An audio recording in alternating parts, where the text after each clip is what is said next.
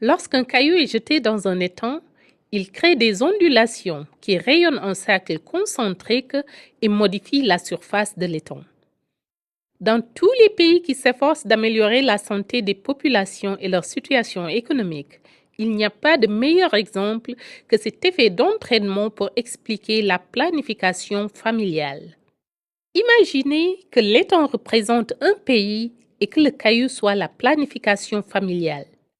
Les données montrent que lorsque les couples utilisent la planification familiale pour choisir le moment optimal de la grossesse, pour espacer les naissances de leurs enfants et pour que les femmes et les enfants aient une alimentation saine, les familles sont en bonne santé et produisent à leur tour des pays en bonne santé.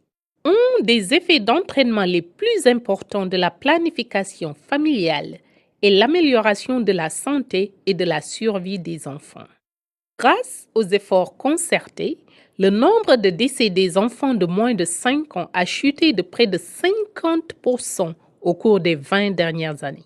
Mais en dépit de ces progrès, près de 7 millions d'enfants de moins de 5 ans meurent encore chaque année dans le monde de causes en grande partie évitables.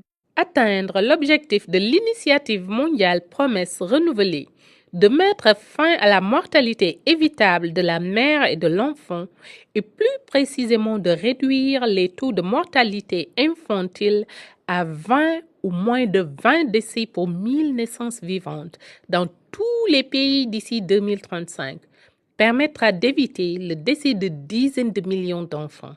Des solutions peu coûteuses existent, telles que la planification familiale pour planifier la famille et espacer les grossesses, peuvent jouer un rôle important dans la réalisation de ces objectifs.